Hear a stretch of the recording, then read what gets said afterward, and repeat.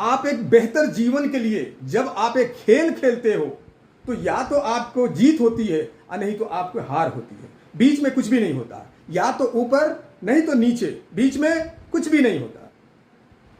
तो हार जीत में कोई ज्यादा फासला नहीं होता है, बस माइनर सा फासला होता है। यानी 99 में फेल, 100 में जीत, माइनर सा फर्क होता है, कोई ज्यादा फर्क नहीं होता है। जीतने वाला घोड़ा हारने वाले घोड़े से 10 गुना ज्यादा काबिल नहीं होता, लेकिन इनाम जब वो जीतता है तो उसके 10 गुना ज्यादा इनाम मिलता है। तो दोस्त, जीतने वाले में और हारने वाले में कोई ज्यादा अंतर नहीं होता, बस माइनर सा अंतर होता है। लेकिन जीतने के लिए हमारे अंदर हौसला होना चाहिए। जीत ऐसे नहीं मिलता है, हमारे अंदर हौसला होना चाहिए कि हमें जीतना है, तब भी हम जीत सकते हैं। और जीतने के लिए हौसला के साथ साथ हमारे साथ हार्डवर्क होना चाहिए, कड़ी परिश्रम होना चाहिए। अब कड़ी परिश्रम का मतलब ये नहीं, कड़ी परिश्रम वाले बहुत लोग कड़ी परिश्रम करता है। अब कड़ी परिश्रम के मतलब कि एक ठेला चलाने वाले भी कड़ी परिश्रम करता है। अगर हम पूरी दिन दीवार को धक्के मारते हैं वो भी कड़ी परिश्रम हुआ। कड़ी परिश्रम का मतलब हुआ कि हमारे पास एक अपना गोल होना चाहिए, हमारा अपना कुछ लक्ष्य होना चाहिए और उस लक्ष्य के प्रति हमें कड़ी परिश्रम करना है, कड़ी मेहनत करना है, तब हमें जाकर के सफलता मिलेगी। एक गांव में पानी की बहुत दिक्कत थी, तो गांव वाले पानी से परेशान थे, बहुत दिक्कत थी पानी की। तो इन लोगों ने सोचा कि क्यों ना एक इंजीनियर को बुलाया जाए और पूछा जाए कि यहाँ पे अगर खोदा जाए मट्टी तो कितने फीट खोदने के बाद पानी निकल जाएगा। इंजीनियर आएगा तो जांच करके बता देगा। तो गांव वालों ने राय किया और इंजीनियर को बुलाया। तो इंजीनियर जब आया तो आने के बाद उन्होंने जांच किया, जांच करके उन्होंने बताया कि आप 50 फीट खोदोगे तो आपको पानी मिल जाएगा। तो गांव वालों ने बोला तो बहुत अच्छी बात है, हम लोग पानी के लिए परेशान हैं, हम लोग सभी आदमी मिल करके 50 फीट खोदेंगे ताकि हम लोगों की पानी की परेशानियां खत्म हो जाए। इंजीनियर की बात उन लोगों ने सुना, इंजीनियर बता के चला गया। इंजीनियर बता के गया, उसके बाद इन लोगों ने, सभी लोगों ने मिल करके और 50 फीट नहीं बशर्ते 60 फीट खोद दिया, फिर भी कहीं पानी नजर नहीं आया। अब ये लोगों ने कहा कि इंजीनियर जो है कितना झूठा है, कि वो झूठ बोल करके चला गया, बोला कि 50 फीट खोदोगे तो पानी निकल जाएगा। हम लोगों ने 50 फीट नहीं 60 फीट खोद दिया, कहीं पानी की पता नहीं। बुलाओ उस इंजीनियर को, कितना बड़ा झूठा है। फिर उस इंजीनियर के पास गया और एक व्यक्ति जाकर के उस इंजीनियर को बुला करके लाया। जाकर के कहा कि आपने तो कहा था कि 50 फीट खोदने पर पानी निकल जाएगा, हम लोगों ने 60 फीट खुदाई कर दिया, अभी पानी की कुछ पता नहीं है। तो इंजीनियर बोला कि नहीं, ऐसा तो हो ही नहीं सकता है। चलो, तो इंजीनियर आया और आने के बाद जब देखा तो गांव वालों ने क्या किया था कि 60 फीट लंबा खुदाई कर दिया था। अब आप बताएं किस तरह खुदाई किया था लो? 60 फीट लंबा खुदाई किया था लो, लेकिन इंजीनियर क्या बताया था? 50 फीट खोदोगे तो पानी निकल जाएगा। यानी कैसे बोला था वो? 50 फीट नीचे खोदोगे तो पानी निकल जाएगा। इन लोगों ने 60 फीट लंबा खोद दिया था। तो कहने का मकसद, तो मेहनत तो किया, मेहनत तो लोग किया, लेकिन सही रास्ते और सही दिशा में मेहनत नहीं किया।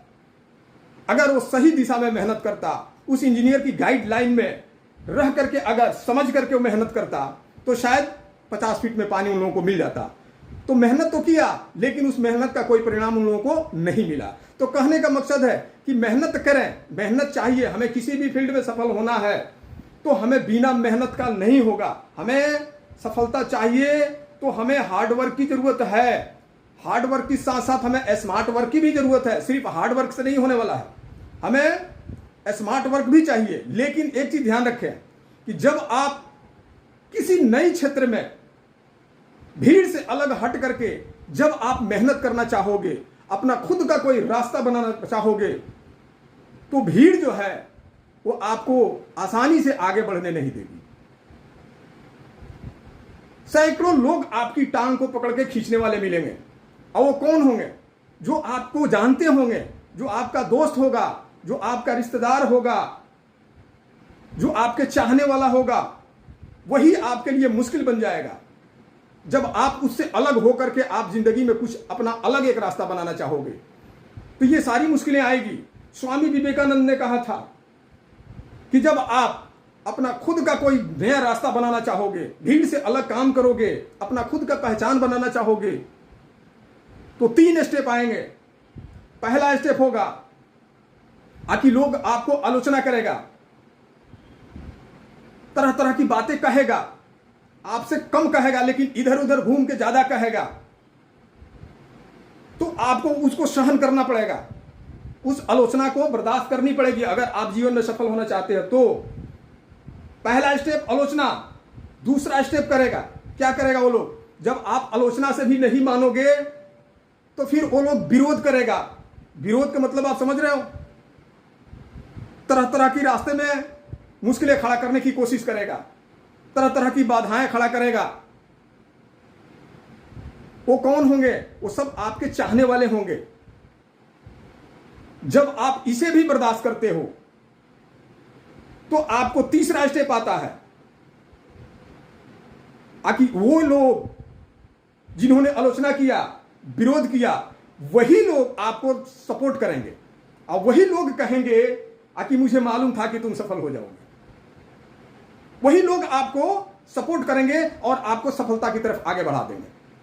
तो दोस्त, हमें यह देखना है, पहले ये स्वामी विवेकानंद ने कहा है, एक महान व्यक्ति ने कहा है, अगर हम जिंदगी में कहीं आगे बढ़ना चाहते हैं तो ये जब 3 स्टेप आ रहा है तो हम मुश्किलों से घबराए नहीं, हताश ना हो, निराश ना हो, इसलिए कि ये हमें पता है कि इस तरीके से हमारे जीवन में होगा। अगर हम इसको सहन शक्ति लाते हैं अपने अंदर, अगर इसको हम फॉलो करते हैं तो सफलता हमारी निश्चित है, बिल्कुल सफलता मिलने वाला है।